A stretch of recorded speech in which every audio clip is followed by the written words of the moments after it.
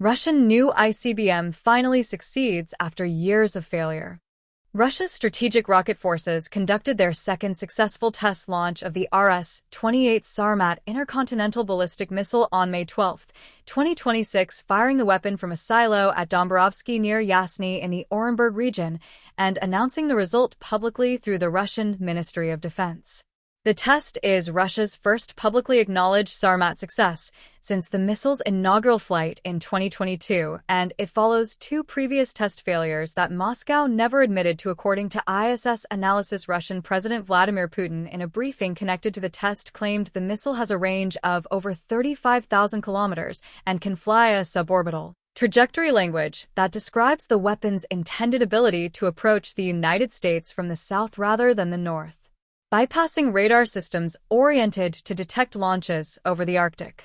The Rs-28 Sarmat, designated RSSSX-29 in NATO's reporting system, is a three-stage liquid-propelled ICBM designed to replace the Rs-20V Voyevoda, a Cold War-era missile that NATO calls the SS-18 Satan. The Voyevoda first entered service in 1988 and has been extended and kept operational well past its original design life through successive life extension programs. More than one-third of Russia's deployed land-based nuclear warheads currently ride on these aging boosters, making the replacement program a direct necessity rather than a modernization preference. Sarmat carries an estimated 10 to 15 multiple independently targetable reentry vehicles, meaning a single launch can deliver up to 15 separate nuclear warheads aimed at different targets. Russia also plans to arm the missile with the Avangard hypersonic boost glide vehicle, a warhead that can maneuver at hypersonic speeds in the upper atmosphere, significantly complicating any missile defense system's ability to intercept it. The southern approach trajectory Putin described is not mere boasting, it is a genuine strategic complication. The United States has invested heavily in missile defense radar infrastructure oriented toward the Arctic, the traditional flight path for Russian ICBMs targeting American cities. A missile that flies south from Russia, crosses Antarctica, and approaches the continental United States from below the equator, reaches its targets from a direction that existing early warning radars were not designed to cover. The physics of a depressed or near-polar southward trajectory also allow the missile to remain below the radar horizon for a longer portion of its flight, further compressing the warning time available to American commanders. Whether this trajectory is operationally reliable at intercontinental range is a technical question the Sarmat's development history has not yet fully answered, but the intent is unambiguous.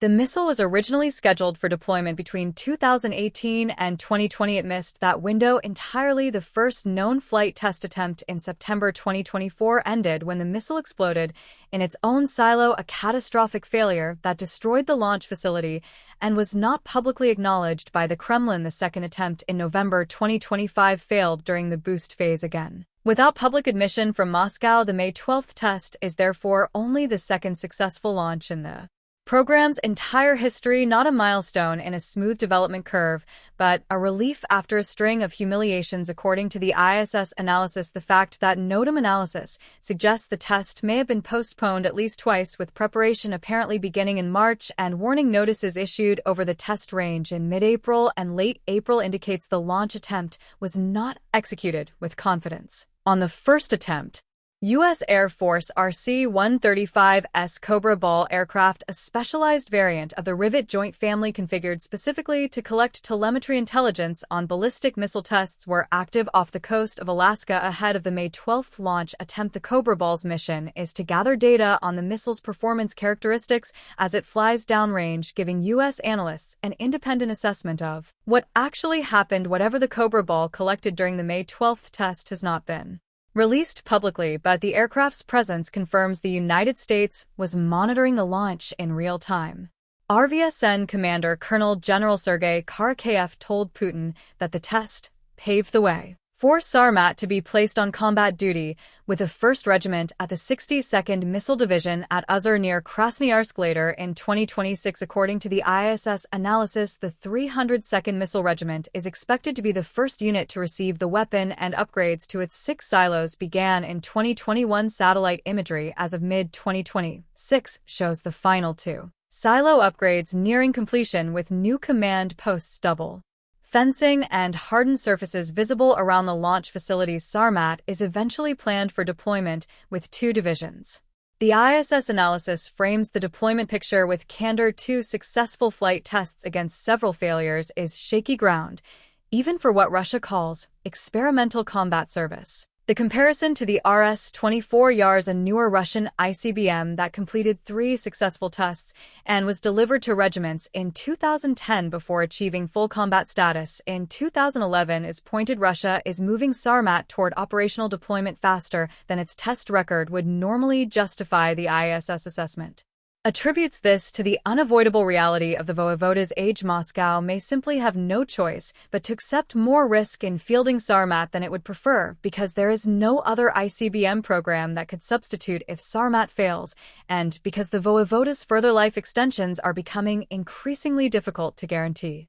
Russia's nuclear modernization program has always rested heavily on Sarmat as the replacement for its heaviest land-based missiles, a missile that has failed more often than it has succeeded, that was years behind schedule before its first successful test, and that is now being pushed toward operational deployment under conditions that would not pass muster in a more straightforward development program, is a known quantity for American strategic planners. It is also, as of May 12, 2026, a missile that successfully flew downrange and landed at its intended test range. That distinction matters. The program is not dead, and Russia is moving forward. Whether Sarmat proves reliable enough to form the cornerstone of Russian nuclear deterrence for the next several decades, as it is intended to, is a question that only continued testing and operational experience can answer.